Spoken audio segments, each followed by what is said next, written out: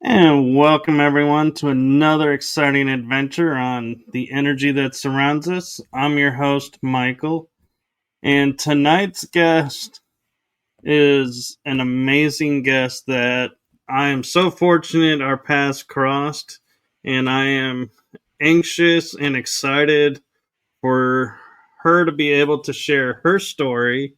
So I am only going to pause for a moment to say, welcome everyone to December, the Christmas holiday, whichever holiday you celebrate season. So, blessings to you all and happy holidays. And with that, I'm going to turn it over to the one, the only, multi-talented Betty Jean Ward. Hello, everyone. Thank you for having me, Michael. Oh, I'm thank very you. excited about my book. It's called They're Still With Us, How to See Your Signs of Love from Your Deceased Loved Ones. I've been getting signs since I was about 11 years old, and I didn't really realize it was a sign until about when I was 50 when my dad came to me. Wow. So, Yeah. what was that like? That was a little freaky. In fact, I didn't want to tell anybody about it because I wasn't sure that it was a sign. But after comparing my memories, I thought, yeah, that was something because it was so weird how it happened. When I was 11 years old, my aunt was dying of cancer and my brother was getting engaged and she wanted to go to his wedding. So when the wedding day came around, there was this woman that came into the vestibule with the bridesmaids. And my aunt was always a character. She was always trying to make people laugh and everything. And this woman came in and she looked like a bag lady to me.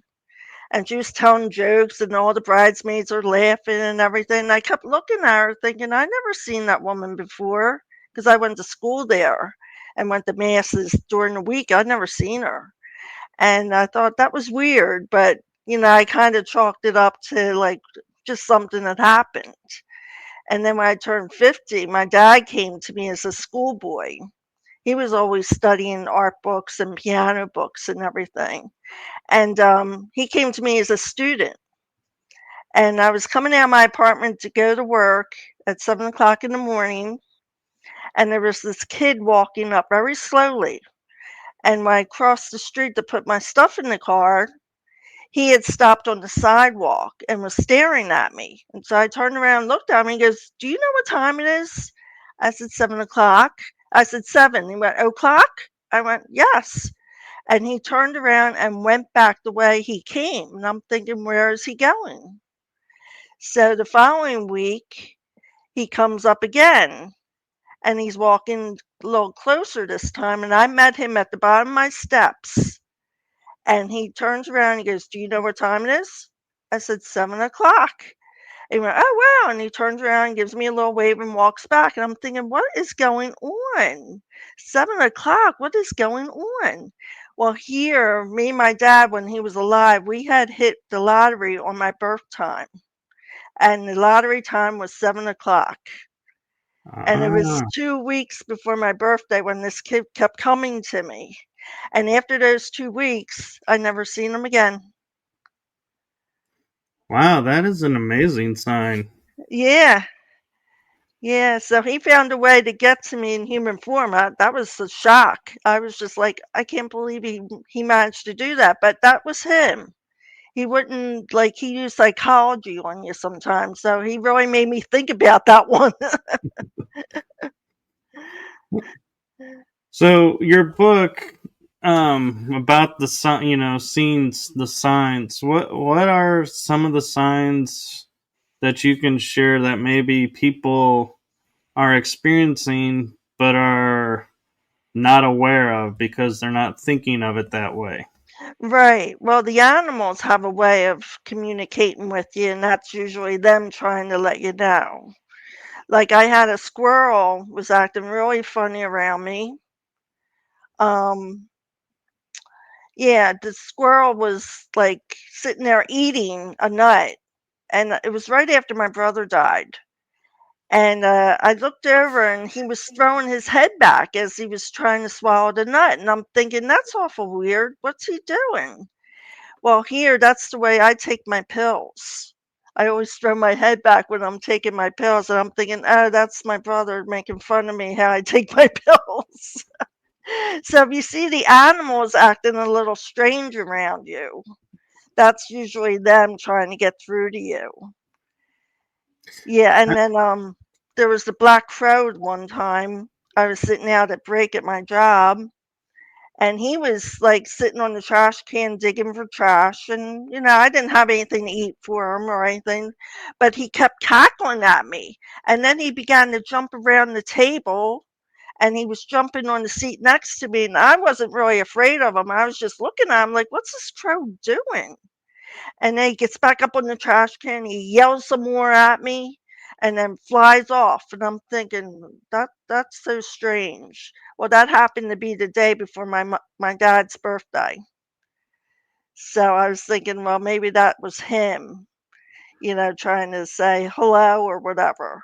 But my brother was also dying at that time from cancer. So it was just a way of letting me know that, he was with me.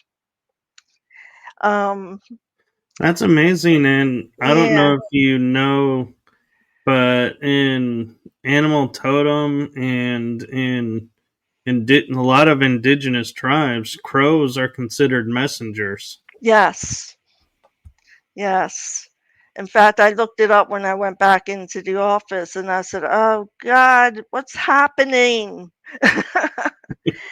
But there's also thoughts they'll give you.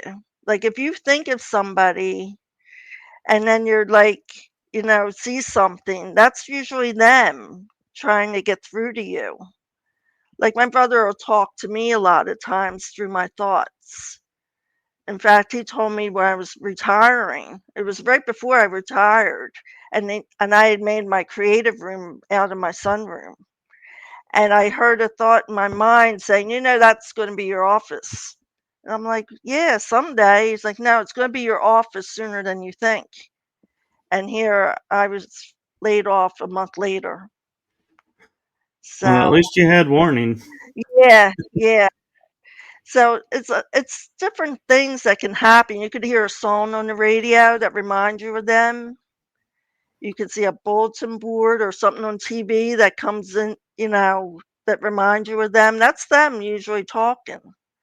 They're not going to appear to you like in their regular form that you remember them because they'll scare you. So they give you little signs to let you know that they're still with you. Right, and that's a really good thing to point out. The little things that we see and dismiss Mhm. could be signs, and I want to be transparent and with you and the audience. And when I was reading your bio and about your book, you mentioned, and sorry, I'm going to look it up so I Uh-huh. pronounce it right. It's cartomancy. What Right. is cartomancy? That's the reading of the cards, like the playing cards.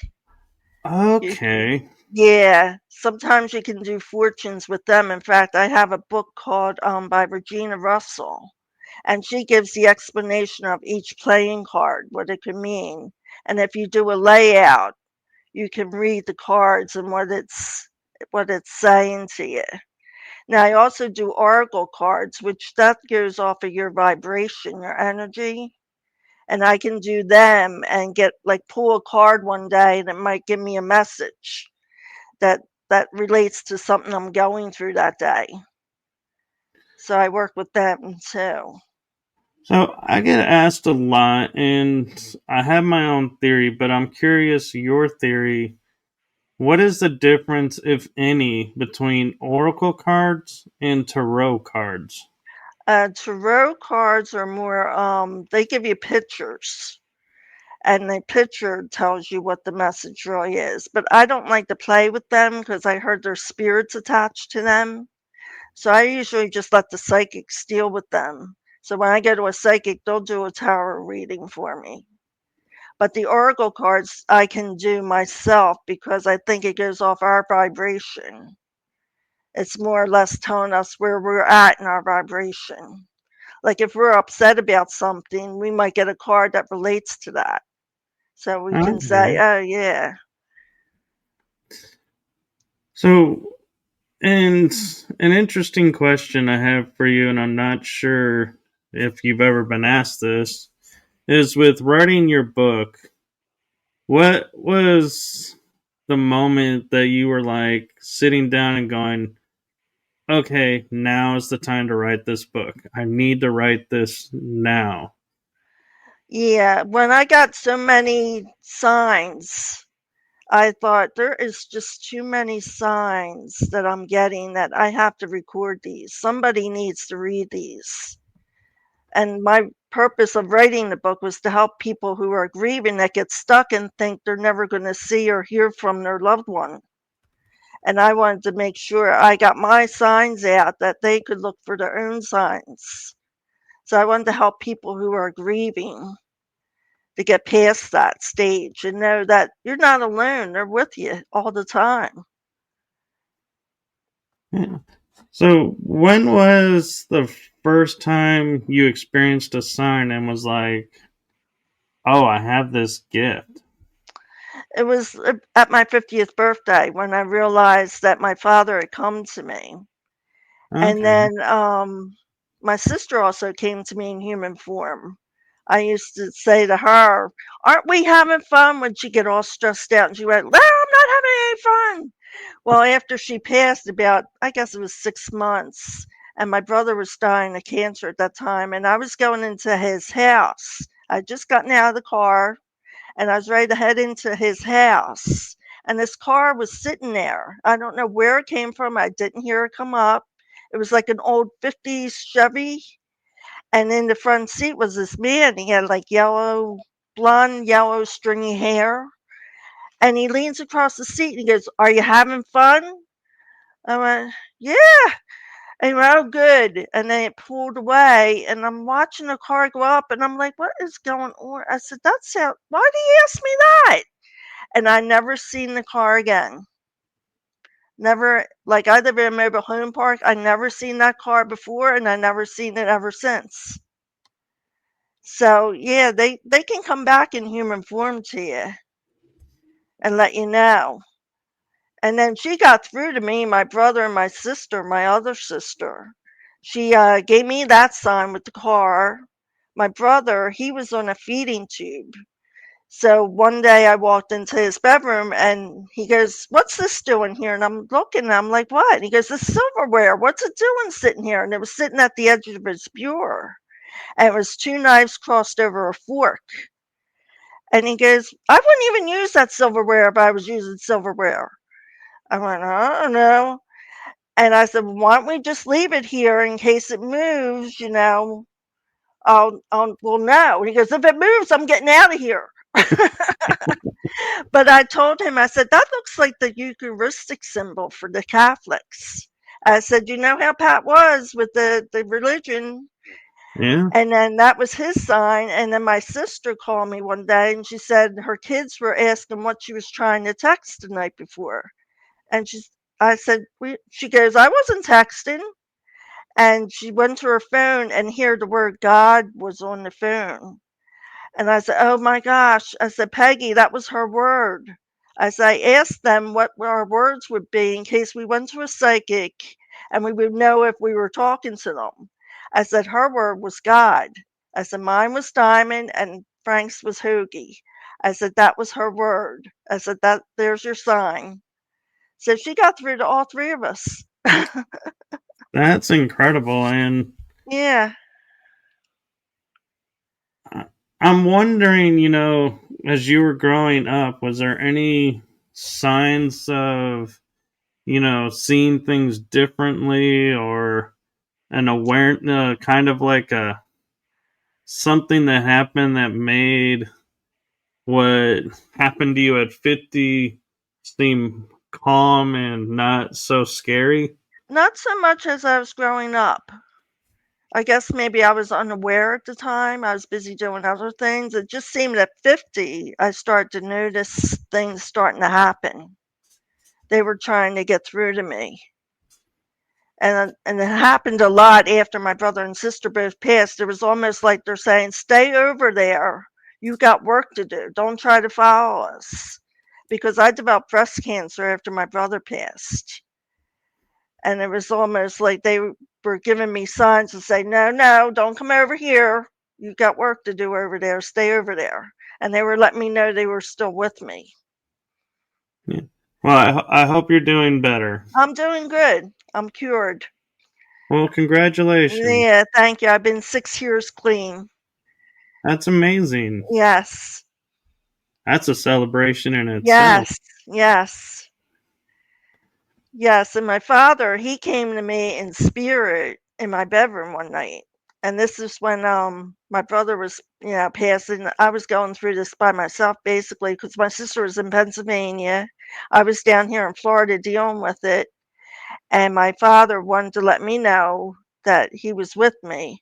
And when he was alive, when he come into my bedroom and I'd be listening to music with the earphones on, he would put his hand on my head. And I come awake startled, like, what's going on? Well, here I was sleeping in the bed and the door was shut and I was facing the other wall and I felt somebody touch me. And I rolled over. I was like, who's there? Who's there? And I seen this dark figure standing beside the bed. And he was kind of tall. And I looked at him and I'm thinking, who's that? What's going on here? And I really wasn't scared. I was just wondering, what's that? Well, then all of a sudden he started fidgeting with his pants and backed up against like the chest of drawers and slowly began to fade away. And he had like blonde swept up hair. He was bare chested with pants on. And I'm thinking, oh. And I thought, yeah, that was probably dad because he always used to come into my room and like touch me on the head. And this time he touched me on the back of my neck. And then I went over to my son's room when he was living with me and I said, I think somebody was in my room. And he was very calm about it. He did not jump up and run over into my room or anything. He was like, well, who do you think it was? So he didn't get excited about it at all. He just thought, yeah, okay, mom. I wonder, does he have the same awareness that you do of the signs I and have think that he gift? has a little psychic ability, like he can tell when things are not right. Like he can tell when things are a little weird, but he doesn't let it in. He doesn't pay attention to it. He doesn't like to pay attention to it too much. Yeah, But we're kind of. yeah, Yeah. I was gonna say, society kind of shies us away from it, where we should be embracing it, I think. yes, yes. Mhm. Yes, and my sister, she just lost her husband last year, and she got a message from him. because she went over to his grave and she had put him in hospice because she realized he wasn't going to get any better. And she went over to his grave and she was crying, thinking, "Oh, I hope I did the right thing for you." And then a couple days later, her daughter brought in the mail and she goes, "Dad sent you a message." And she was like, "What?" And here a card had come from this company with a diamond necklace with a message, "I will love you always. I loved you then. I love you still. I will always love you, James." And that was what she called him. And I said, Wow. there's your sign. So she's got another sign. She sees a lot of cardinals in her bird feeder now, and she notices some things when she'll say something, she'll get a response. Like I think her granddaughter was playing on TV in a field hockey game, and his picture was sitting there, and she said, "Oh, come on, Pop Pop, help her get a score." And she said, not 5 minutes later, there it was. She had scored. So I said, "Yeah, see, he's with you." Yeah. I wonder if that counts as interference and too many players on the field. Yeah. But I also just got signs the last 2 nights I started getting signs. I just put up my Christmas pitch or Christmas decorations, and my sister's birthday was on Friday, and I had said happy birthday to her. Well, last year when I said happy birthday to her, I had a season's greeting sign on the wall in my dining room, and I was sitting in the living room, and my dining room and living room kind of blend together. And when I said happy birthday to her, I heard shh, and I thought, what was that? And here the season's greeting sign had fallen off the wall. And I thought, oh, you're cute, aren't you? But this year I didn't have them up yet. So when I put the sign up, I thought, well, I already said happy birthday to you, so you can't knock this one over. And I'm sitting there, I think it was Sunday night, watching a football game, and I have a diamond art picture of her dog with a halo around it, and it looks just like her dog. And all of a sudden, that picture fell off the wall. It's been up for months, and all of a sudden, just fell off the wall. I said, "Oh, I guess you're telling me you heard me." And then last night, I was sitting there watching a football game again, and I have a snowman picture that I painted. And my dad's he always loved Christmas. He loved Christmas. That was his season. And don't you know the snowman picture fell off the wall? I said, "Oh, now you're here." Everyone's coming to visit. Tis the season. Yeah. Uh-huh. So I'm kind of curious because a lot of times people will say all of these gifts are kind of passed down through family, Uh-huh. and a lot of times will favor the matriarchal side or the mother side, the Right. maternal. Right. I'm curious, with you, did either of your parents have this or grandparents have it or I don't know. Maybe my grandparents did. I think I was told they used to be a little psychic, like they could tell things. But I know my niece, she can feel things. Like the house I grew up with, she always said, "I didn't like that house. That house was something wrong with it." And like she can go in somewhere and feel like the different energy, and she'll be like, "No, no, I don't want to stay here." So she can feel it. wow. Yeah. So it seems like you each have your own individual Mhm. essence of it, but similar. So that's kind of Right. interesting. Yeah. Yeah. And they're talking about cardomancy. There's a card for each of our birthdays. And the six of clubs seems to be the psychic card, and that's my son and that's my niece's card.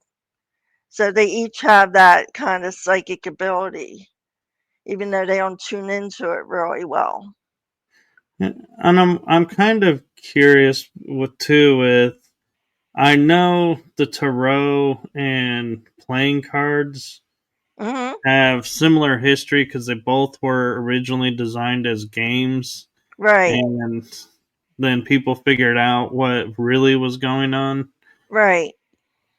Do you feel like the playing cards are maybe older and have different wisdom in it, or are they about the same age and it just determines how you read them? I guess it determines how you read them. I find the playing cards have more meanings to them, and they're harder to read because you have to kind of know each meaning. And, there's a whole bunch of meanings to the playing cards. Where the tarot, it's just a picture and that has like just one meaning to it. But the playing cards you can apply like for health or for anything, and it's like 15 different meanings you can apply to it. So that's why sometimes I really don't know what the card means until it actually happens, and I'll go back and look at it and go, "Oh, that's what it meant." But the tarot I find is better, and that's I don't play with them. I let the psychics do that for me.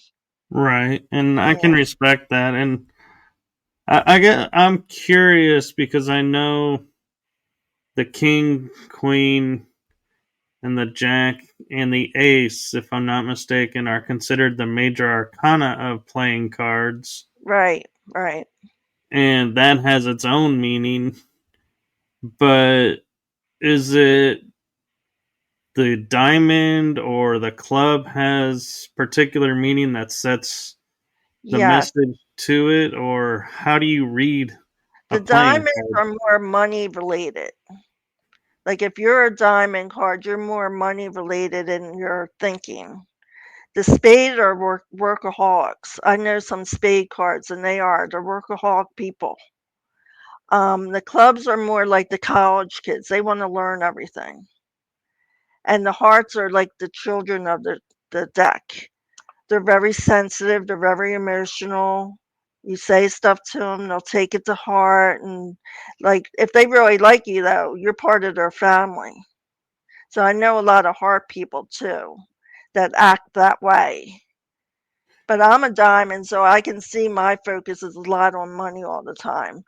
I'm always focused on the value of things.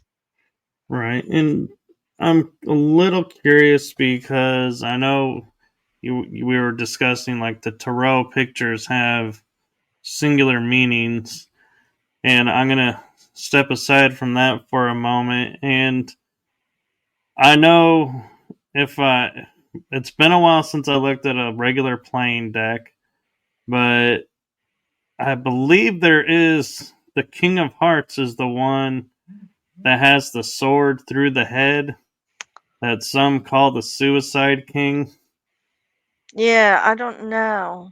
The Is King of that Hearts is the emotional family man. He's usually a family man, I know according. it's one of the Yeah, major arcana that's the red deck, the red side. yeah, yeah. But does that have a different meaning in cartomancy than the others? Because it's like the only one that's like it. Um, yeah. Most of the kings are the people. The kings, queens, and jacks are all people. So they're the like the King of Hearts can be the family man. The King of Diamonds is the financial man. The King of Clubs is they're like he's learning. You learn stuff through him. And the King of Spades is like the strongest card. That's supposed to be the strongest card. And anything you wish for when you have the King of Spades, you can get. Yes. I So, just looked it up. It is the King of Hearts, is the one that they say mhm. appears to be stabbing himself in the head. Yeah. Yeah, well, I can imagine because they're the emotional people. They take everything to heart. So if something's upsets them, I can see why that picture is with the stabbing of the head there. I wonder if that card is the equivalency to the Tarot's death card because everybody goes on face value of seeing death or the word death and goes, "Oh my god, I'm going to die." And it's like, "No. it's a Right. transformation card. It's not. Yes. No one's dying, so No. Yeah, let's when you get take a that death breath. card, it could be the death of a relationship, it could be the death of something you valued, now you're changing your mind about it.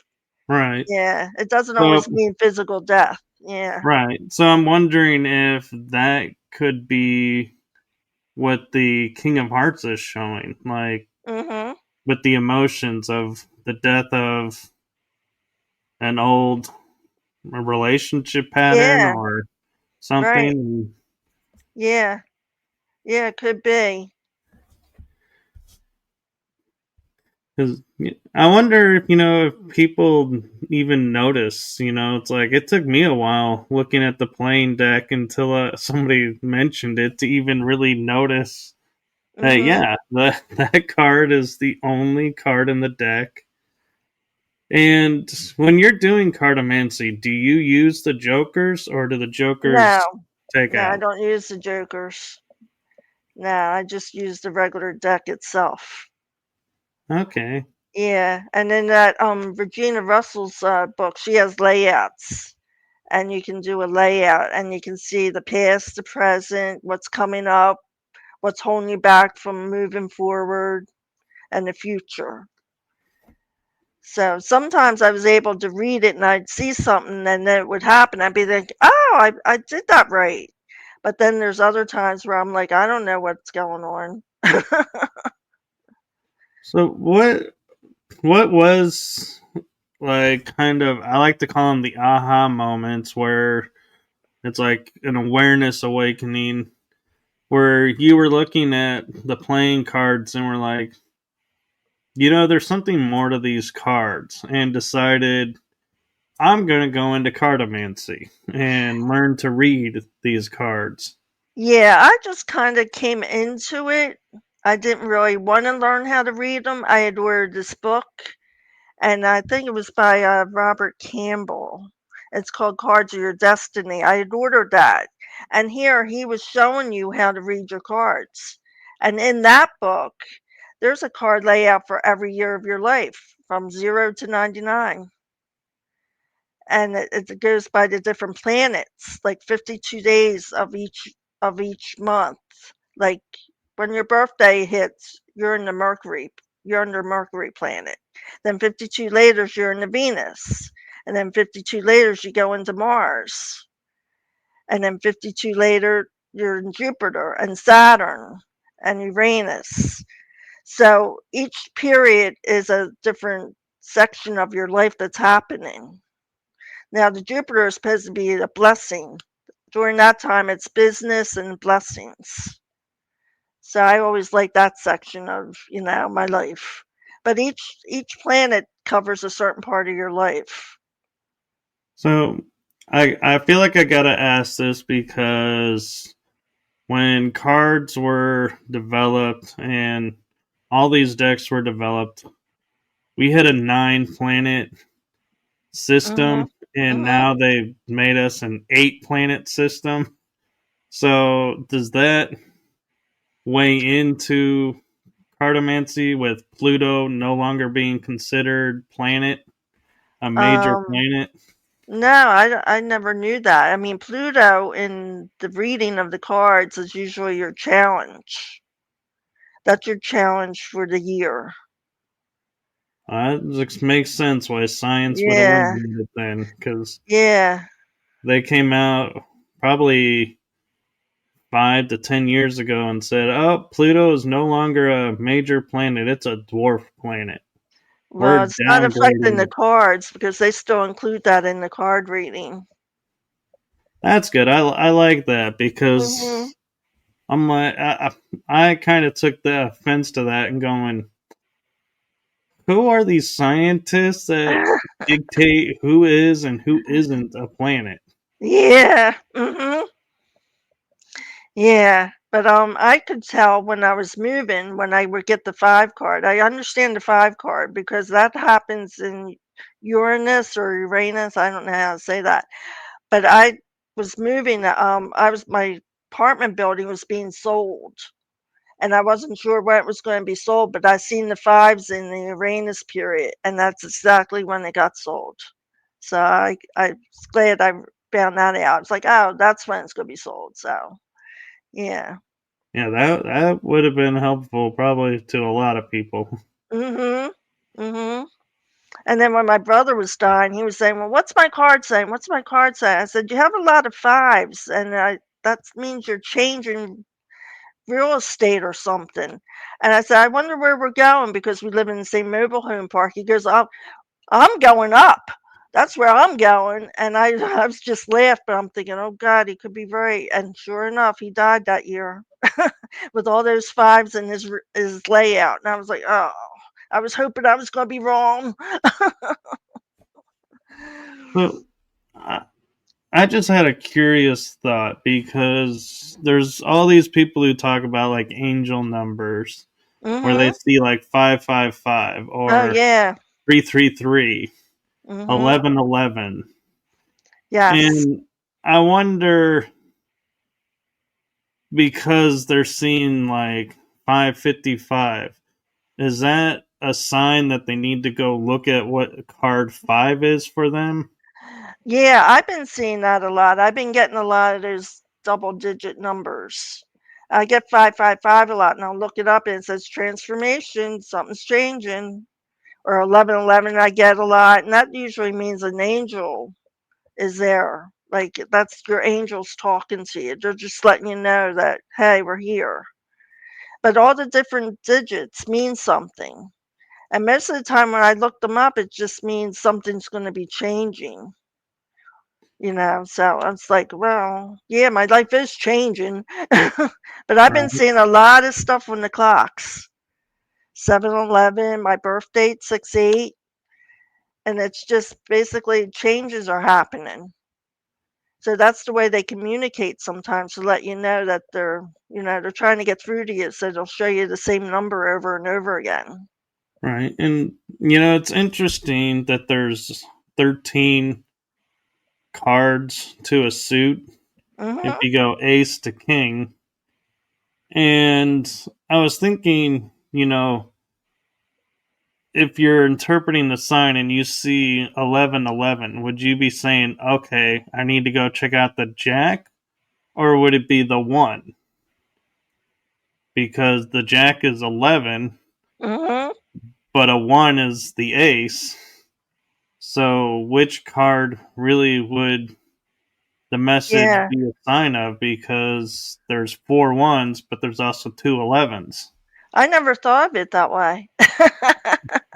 I never associated the times with the cards. Oh, But that's a good times point. or seeing it like on a billboard, you're just randomly driving and all of a sudden a billboard's like, hey, 1111, something. And it's like, okay, I see 1111. Right. Yeah, you should take note of that because that means either you should make a wish or just know that your angels are with you at that time. If you're on the Yeah. road, I would hope it's the angels are with you. Yeah, yes. Yes. Uh-huh. Yeah, but they communicate through the numbers. That's the way they'll talk to you. They'll show you numbers in repetition sometimes just to get through to you. Yeah. And I keep seeing 555 or I keep seeing 444. What's going on here? I wonder, have you ever done cartomancy and you're looking at the five of diamonds and you're like, Uh-huh. well, this isn't resonating with me. Let me go check the oracle cards. Do you ever do that? When the card just doesn't feel right, so you go, okay, let's go check No, an oracle card. no, usually if it doesn't resonate with me, I'll have to wait and see what happens. And then when something happens, I'll be like, oh, that's what it was referring to. Sometimes I just wait for stuff to play itself out, and then I'll look back at the cards and go, oh, that's what that meant. Oh, you have more patience than me. I'd be Yeah. like on the tarot deck, the oracle deck. I'd be like, I want these answers. You're showing me this me now. I want the answers Yeah. now. Yeah, like usually I pull an oracle card from the Ask Your Guides deck, which is Sonia Choquette. Do you know her? She I talks to the haven't. gods. The name Yeah. doesn't sound familiar, but I've heard of the deck. Right, but her guides are really communicating with her, and she made a deck up of Ask Your Guides. So sometimes I'll pull a card every morning to see what's going to happen, and sometimes I don't know what it means, and I'll just hold on to it for the day to know, like maybe it'll come through. And sometimes it doesn't come through that day; it might come through sometime that week, and then I'll think about that card. Like, oh, that's what it was. So sometimes they're predicting something that's close in the future to you. Yeah, and I appreciate the fact that you're seeing the signs and putting it together quick because Mhm. I like to laugh and say I was getting signs, but I was not paying attention until they took the cosmic 2 by 12 across my head. Yeah. And then I would pay attention and be like, okay, I got it. I'm paying attention now. Yes, they pound me on the head because I write them down, what card I pull. And sometimes I'll pull the same card 3 days in a row. And I'm thinking, what are you trying to say? What are you trying to say? Like I pulled a balance card 3 days in a row. I'm like, oh God, I'm really out of balance. Or what are you trying to tell me? So, do you do cartomancy on yourself? Sometimes I do. I haven't been playing with that so much as mostly the oracle cards now. But I used to do a layout every 2 months. Now, with this beginning of the year coming, I'll do an astrology wheel for myself. And that's putting 12 cards in a circle. And then you read them like how the cards are. And I know the main card for this year when I pulled it last January was doctors. And I have been going to a lot of doctors this year. So I was like, hmm. Well, here's hoping no Yeah. more doctors next year. Yeah. Yeah.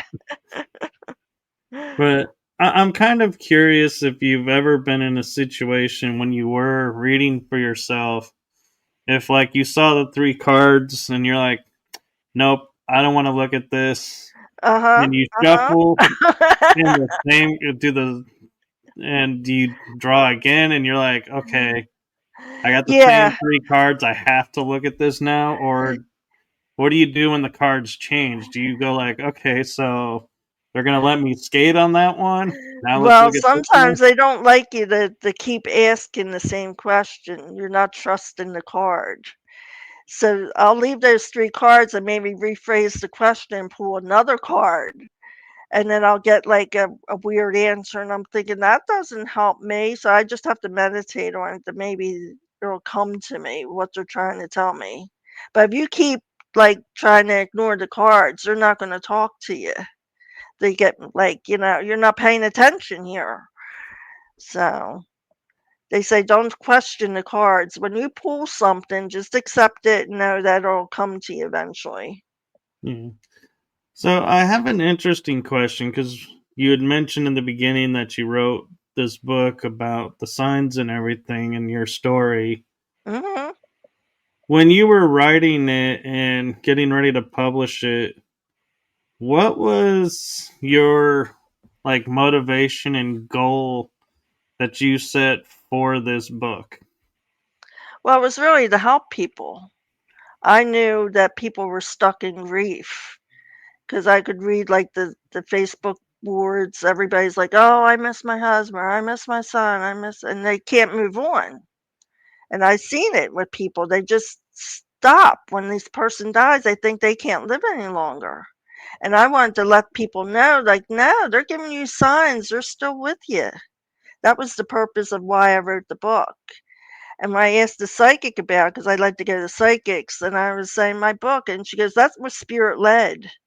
You're going to get that book will find its way into the hands of people that really need it." So I was like, yeah, that's what I wanted it for. So that was my goal of writing that book because I know people needed to hear my signs and know that my family's not special. They got through to me. They're probably talking to you too.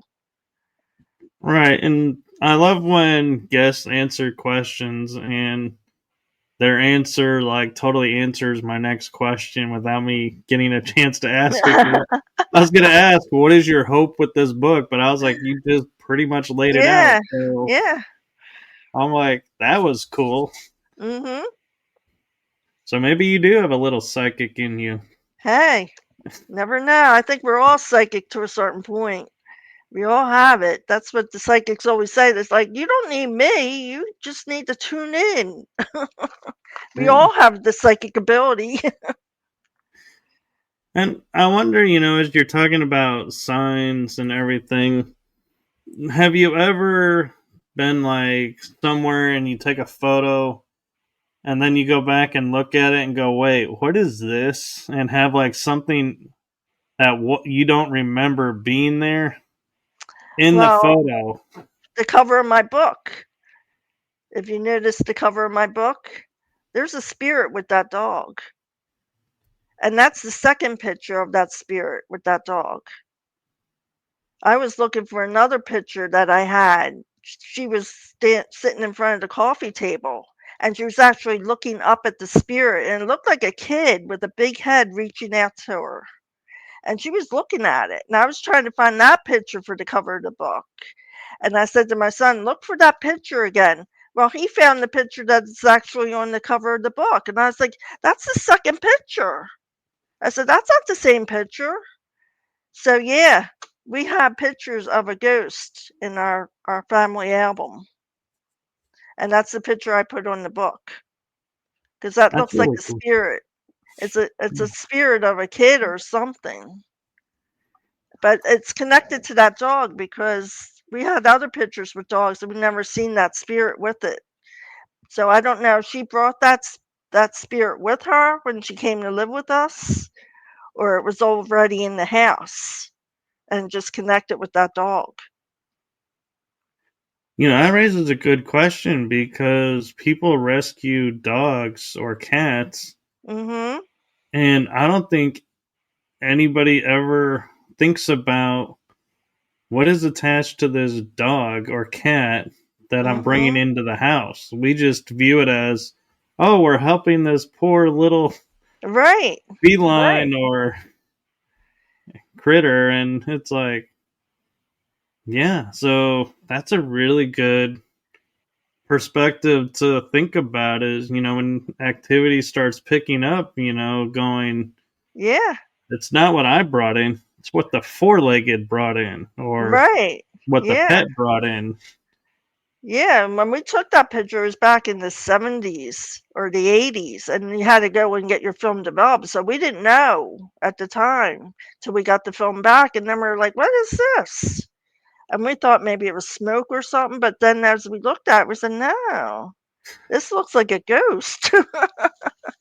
Yeah, and I mean, and people could say, in those days, double exposure, it Uh-huh. could be an image from another picture bleeding over. But the fact that you say it's dark, I Uh-huh. would say is not a double exposure because I doubt you were sitting there taking pictures of No. people shadowed on the Yeah. ground. Yeah. So that is a uniqueness to itself too that lends credibility to the image Right. because yeah, I mean it would just be weird if you're going around and photographing the shadows on the ground and then get that photo and being like, "Ooh, we got a spirit." It's like, well, actually, you were photographing Yeah. shadows. I think one of them maybe came over and lined up just right, and even that seems to be miraculous. So Yeah, I'm but the glad dog's you. actually looking at this ghost, so that proves that there was something there because she's looking right Yeah, at it. Yeah. yeah, and it's amazing that you saw it because so many people, I bet, have looked through all their photos and just were Mhm. like, nope, this didn't take or that didn't take. And Yeah. how many spirits were trying to say hello Yeah. and Yeah. got tossed out? Uh-huh. Uh-huh. That's very true. And, like, I sage my house, like, once in a while when I have a lot of people in and out, like repairmen or even me just coming back and forth because 'cause I'm picking up energies. And sometimes I'll feel, like, really down and out, and I don't know why I'm down and out and feeling all depressed and all. I think, "Oh, I need to sage this house." And as soon as I do, I feel so much better. And you have to sage all the doorways and yourself and go through each room, and they say leave a door open so the negative energy can get out. So, yeah, sometimes when you're feeling down and out, you should sage your house because you brought in some energies or some energies stuck in there. Yeah. So I actually have a kind of deep question Mhm. that I've never asked a guest, but for some reason it's popping in my head with you. Mhm. And so I'm going to ask it. You are totally a choice to answer it or say, no, I don't want to answer that. It's not a bad question. I'll Okay. preface that. So the question that's coming in my head is, you today, what would you turn around and say to your younger self to kind of give wisdom to what's coming? Okay. Um, I would say to my younger self, pay attention more because I think I was flying by the seat of my pants most of my younger years. And I just didn't pay attention to a lot of things. I'd say to myself, pay attention more. Yeah. Well, Take that's time to think understandable. things through. Yeah. I mean, Because it a was lot of the times I just 70s and made 80s. instant decisions. I mean, it was the 70s and 80s. It wasn't exactly the Yeah, slow times. right, right. But yeah, I would tell myself to slow down and pay attention and think things through before jumping. But that's my astral sign. I'm a Gemini, so Geminis don't think too much. We're going from one thing to another. Which is rather unique and interesting because I was thinking to following up that question of, you know, sharing that, that I almost wanted to go and say, well, what would your younger self say about you today? It would say I got smarter.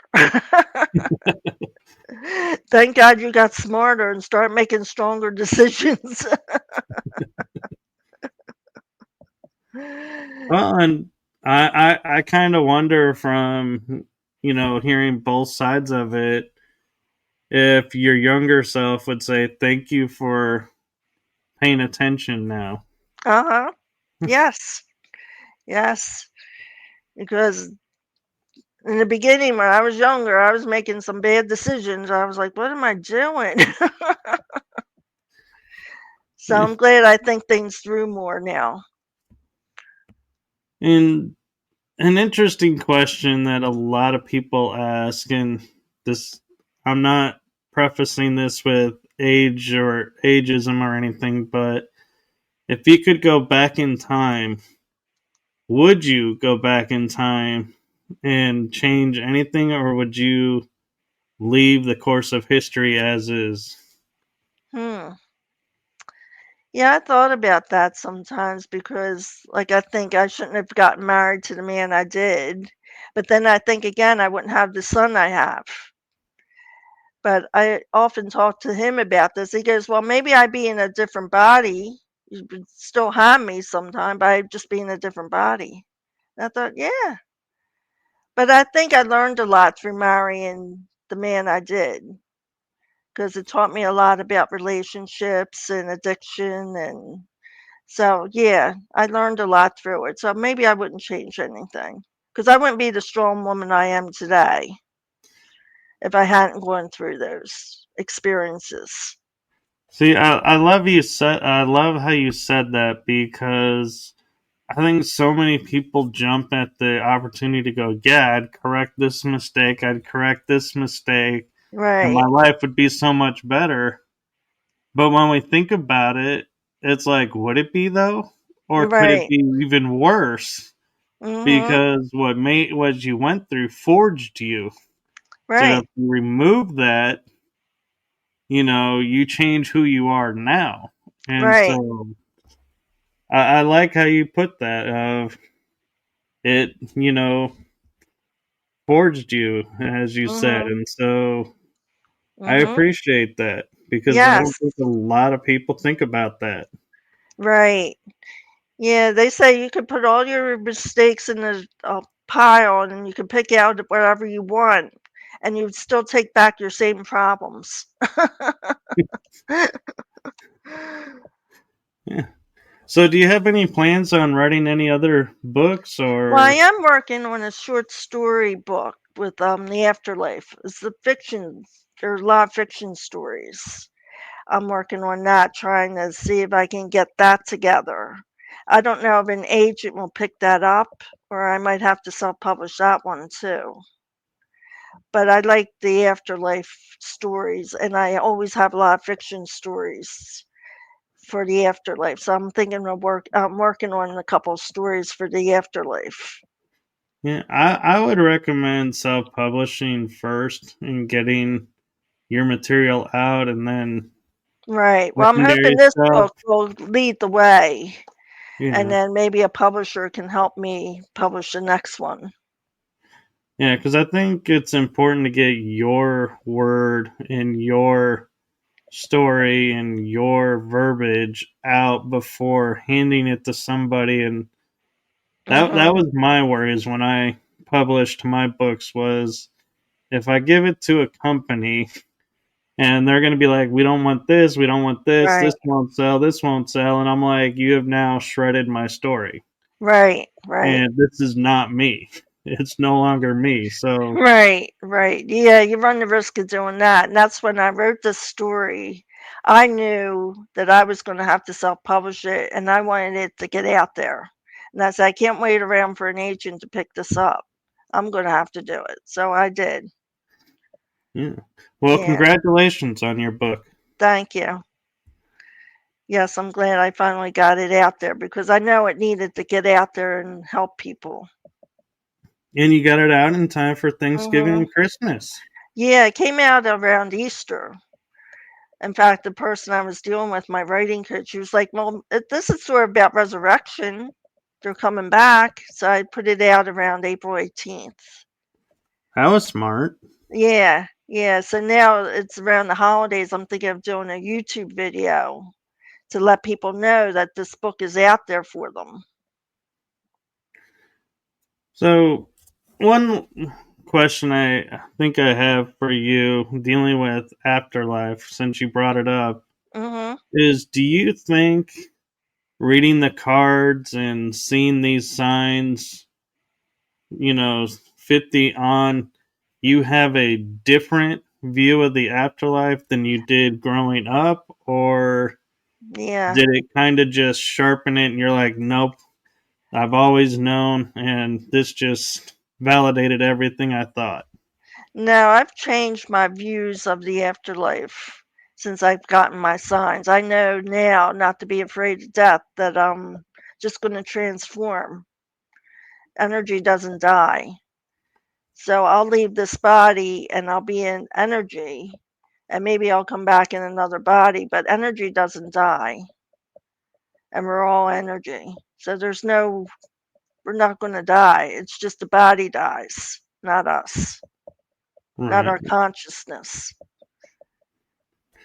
So, do you have a feeling from your experiences what you think it's going to be like as you change to the next energy phase? Well, I think we're all like pieces of the same puzzle. Like we're each a piece. And you put us all together, we're going to form the picture. So I think we're each a piece of the same energy, like the God force. We're all pieces of that God force. And we're all doing our own little thing and learning our own little experiences. And then you put us all together and we form the picture.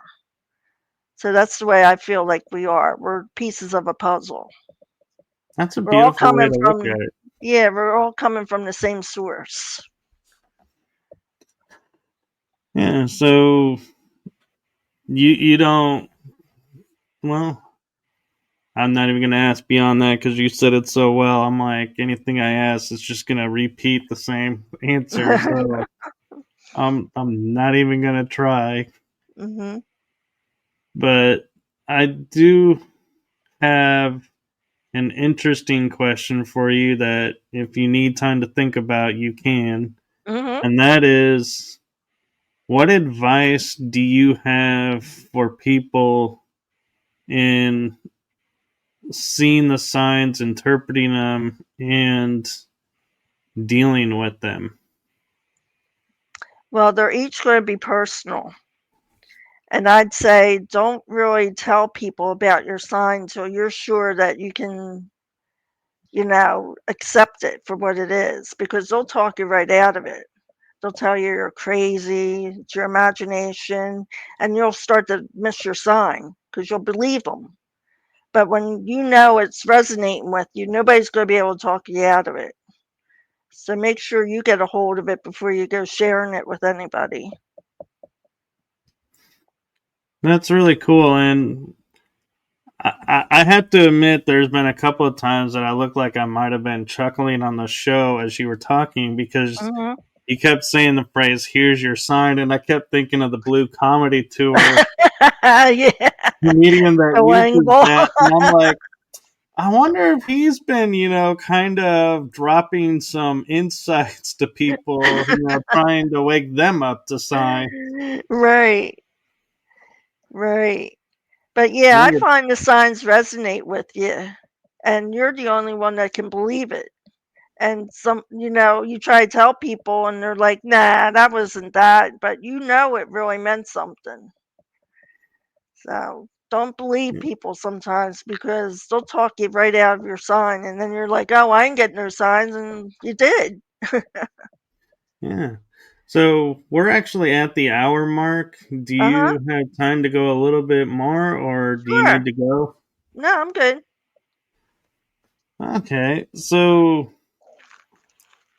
if somebody had a question about the afterlife or something, would you, and I know this is a loaded question because you are an author now, would you be like, here, read my book, see what you think? Or would you be like, well, here's who I got some of my basis of what the afterlife is like. Read this first, then read this and see what you think. Right. I've read some afterlife books. I think April Crawford, she's a channeler, and the spirits actually come into her body and they write messages of how they died and what happened afterwards. And there's a book out there called Direct Messages from the Afterlife. And there's a bunch of stories in there talking about these people that have died and what they felt like when they died and where they went afterwards and, you know, what happened. So I love stories like that. And I gotta say, I love the fact that you didn't go get my book no, and try to no, push your book, that you actually honestly answered and said, these who helped me. So right, I appreciate that, and I see that, and I like that you do that because I know some people will sit there and go, "Oh well, read my book because I got an entire chapter based for that, and it'll totally help you." And it's like, not if they don't have a basis line. right, right. Yeah, no, my book is basically on my experiences. Everybody's going to have their different experiences. So, I mean, you can't really go off of my book because that's just my experiences. You could have a totally different experience. Yeah. So, yeah. Do you ever come across people like at the store or out and about, and they're like, you see them looking at a bird and being like, or something, they're staring off at something and going, and walk up to them and go, "Did you just see a sign?" No, I never came across that. I've had people come up to me and act a little weird. Like this one man came to me when I was wearing my mask, and he comes up, and I was looking for a bakery item for a barbecue. And he goes, "Oh, is that monster still out there?" And I'm like, "Yeah, yeah." And he starts talking about the government.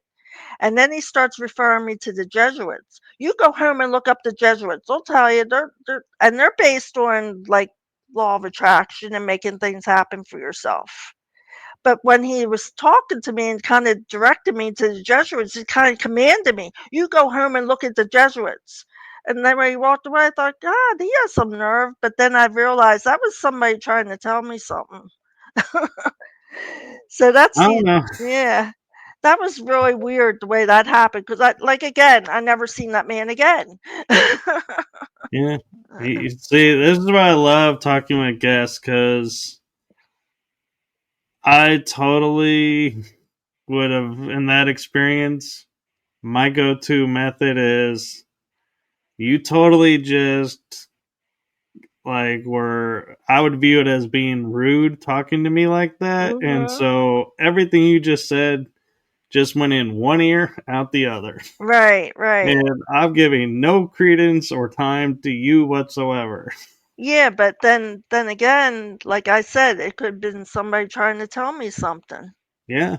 Yeah, so you got to take it, the way you want it. But a lot of things that happen to me anymore, I know they're not coincidence. There's a reason for it to happen. Yeah. Do you find that the signs you know are signs versus just everyday things because of the way it resonates with you? Yes, yes. If it resonates with me, then I really know it's a sign. Yeah. Some things can happen, I'll be like, "Oh, that's just something." Like with the story about Brandy in the book, the dog walking into the restaurant that looked exactly like her.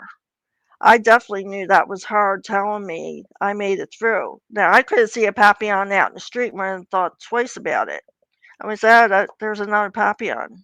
But since it walked into a restaurant where dogs aren't allowed and it looked exactly like her, I was like, "Ah, that's definitely a sign." Right. Yeah.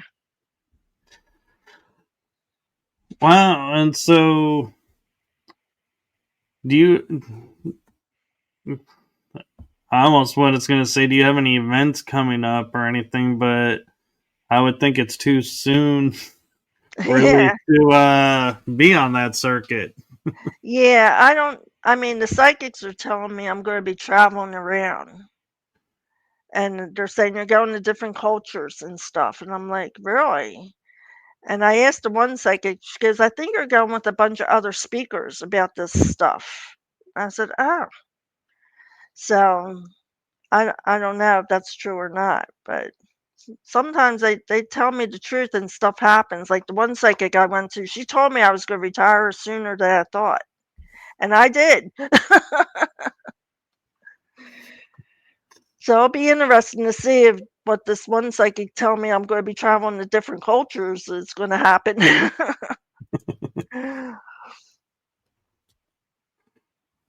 Wow. So I'm okay. So I got an interesting question that just came into my mind. With we're talking about the holiday seasons right now. We just got off Thanksgiving.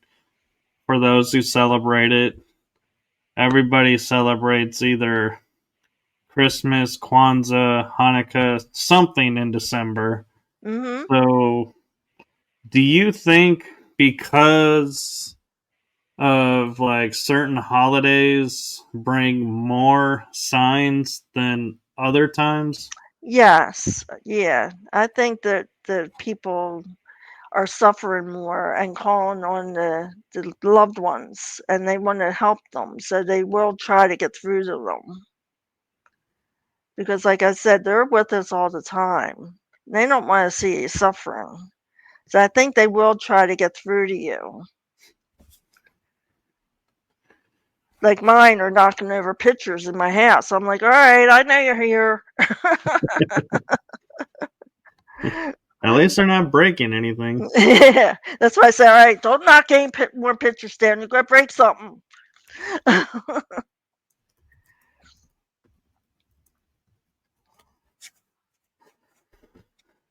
Do you get So, any signs?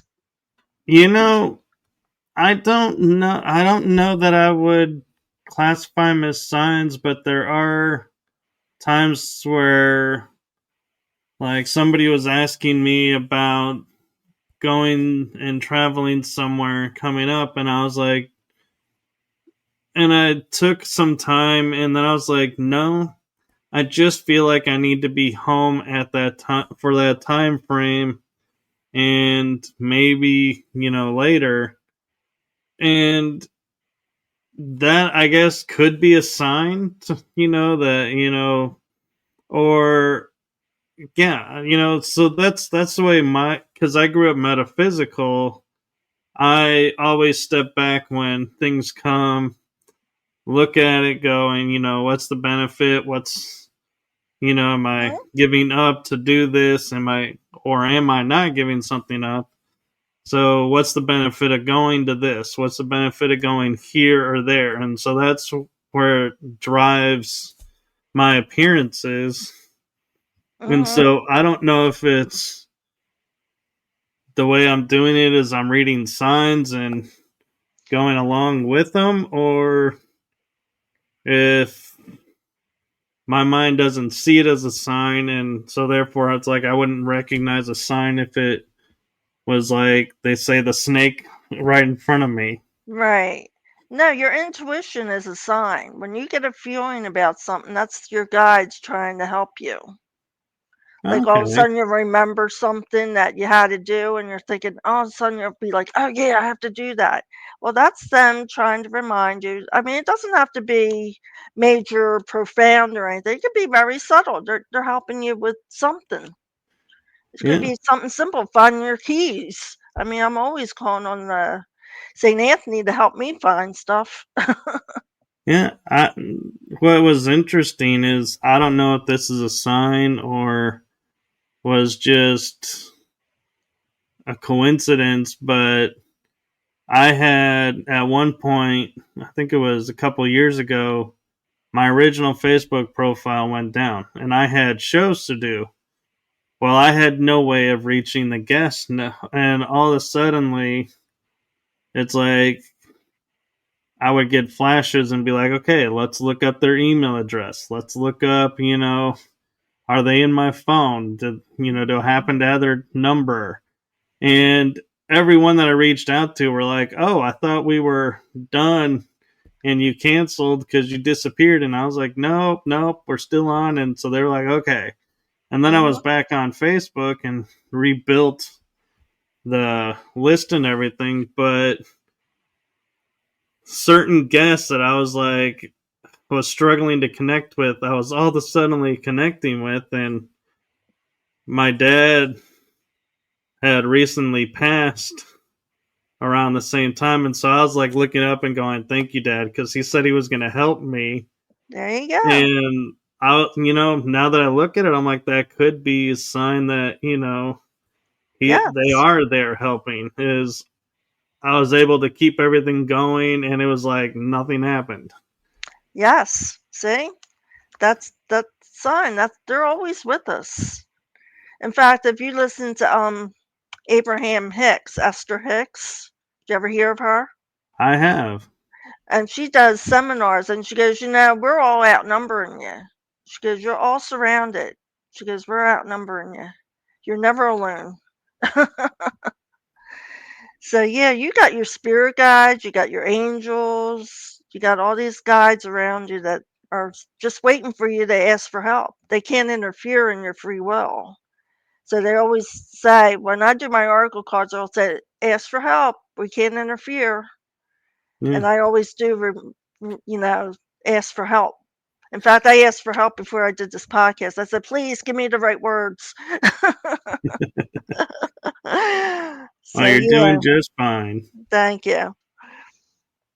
And I don't know if there's a metaphysical term. I was on an interview yesterday and I was talking about it because I put it in one of my books that I was promoting at the time. And it's the term called soul family, where Yes. it's, and so I'm wondering as soul family members come and go, for whatever purposes they are, I was taught they're only coming in to help with the lesson. Once it's learned, they moved on Mhm. or they stick around. Right. So instead of looking at it as, helping with the lessons and everything, are they in fact signs? Yes. Yes. Mhm. Like I think it was Abraham that said you'll have a different, or maybe it was Sonia. She said you'll have a different guide helping you with it, whatever problem. If you have a problem with a certain thing, you'll get a different guide helping you. And then once that problem's solved, they'll leave. But you Right. might get a special guy coming in at a certain time for a certain problem. Yeah. Yeah. Mhm. And I gotta admit, it kind of hearing that and understanding that kind of makes how you see the ebb and flow of people coming and going in people's lives. Mhm. You have a tendency not. I mean, it still hurts, Right. but it's not a like personal slap in the face, like oh my god kind of feeling. It's more like okay, well, I guess They we learned serve what we a needed to purpose. learn, and we're done. Yeah. Yeah. That's why people come and go out of your life because you learned whatever you had to learn or taught them whatever you had to teach and then they went away. Yeah. I mean, I had so many people in and out of my life from different jobs I was in. I thought, why was I always switching jobs all the time? I always seemed to something go wrong with the job and I get laid off and I'm thinking, that's awful weird. But I guess I was just learning so much. They had to keep moving me. So Yeah, gotta keep active. yeah, yeah. Mhm. Yep. I was just laughing about that because I had a training session this morning, and the personal trainer is always like, "Yeah, we got you got to keep active if you want to keep everything going Mhm. strong, and just maintaining. You got to do it right though. You can't just Right. go and do everything the same every day and go, okay, I'm gonna be healthy." He's like, "Nope." It actually is quite the opposite. He goes, if you work on arms one day, the next day, if you go to the gym, you cannot work on arms because it doesn't help the body. And I was like, that was really good to hear and I view that as a sign Mhm. because I mean, how many, times, in school and everything, we did the same thing every day and being told this is going to keep you fit. Right, right. Yeah. But I find that you have to keep moving. Like you might have to learn a lesson and it might go away, that situation, but then it'll appear somewhere later in your life as something else. So if you don't solve that issue that you have, you'll get another chance at it. Yes, I love to call it the onion effect. That Yeah. Yeah. you fix it and then you realize there's a deeper level Yeah. to it. So, Yeah. And it comes back around again and then you're like, I'm dealing with this again. or my all-time favorite is you're like, I'm done with this, and then Mhm. something else happens, and you're like, wait, Yeah. this is like this, but this is done, and it's like this is coming out sideways. Wait a Mhm. minute, Yeah. like, Yeah. yeah, we're still not done. Now it's Yep. showing up over here. Yep. Yeah. Sometimes you get a second chance at it, and sometimes you don't, and you might have to wait till another life comes around, then you're gonna play that same game again. Oh, I don't know. I'm Mhm. hoping learning and doing what I'm doing, I get a Mhm. vacation life the next one. Okay. Yeah, you do have a resting life sometimes. I read it in one of my books. They said sometimes you get a resting life where nothing major's going on. You're just kind of skipping through life. And you hate the people that are getting those lives. And you're thinking, they have nothing to deal with. Well, you don't know what they were dealing with maybe in a previous life. Or Yeah, maybe they're resting up for another life that's going to really be, oh. yeah. So, It's yeah, like yeah, they're in the calm before the storm kind of life. right, right. Yeah. 'Cause we're not just here one time. I was always told I was here 1,000 times, like I'm an old soul. I'm thinking, "Why? Am I a dunce or something?" But maybe I just wanna keep coming back. I'm, I'm thinking, am I not learning? I'm like, somebody told me I'm an old soul, and I was like, I feel honored. I feel privileged. I have a lot of wisdom, and your answer is, "Am I a dunce?" I'm like, wow, that thought never crossed my mind. Although I will admit, there are times that like I'll see patterns, and I'll be like, "Oh my god, am I a slow learner that this just keeps Mhm, happening?" mhm. Yeah. But yeah, we've been here more the times than we can remember. I mean, we just keep coming back because 'cause we're creators. We like to create, so Yeah. yeah. So that brings up an interesting question, and this will probably be the question to wrap up the show on. Mhm, Is remembering like or experiencing past lives. Do you think mhm. that's a sign that the body, mind, spirit, energy, whatever you want to call it, is putting something in front of you and saying, please, God, work on this? We're Yes. showing this to you for a reason. Don't just sit there and go, oh, look, I was a monk in a past life. Yes. Yay. Yes. And like, Mhm. totally missed the point. Yeah, I think I went to a psychic back in my 20s, and he told me I was a gypsy over in Spain in the 1800s. And, I was taking money out of men's pockets and reading it. He goes, "You hurt a lot of men in that lifetime," and I was like, "Oh god," and I was married to the man I was married to, and he goes, "But this man helped you solve all that. He got it done for you. Your karma's paid." But I find I run into a lot of Spanish people now, and I'm thinking, "Are you a past life connection for me?" Yeah. Do you want me to read your money?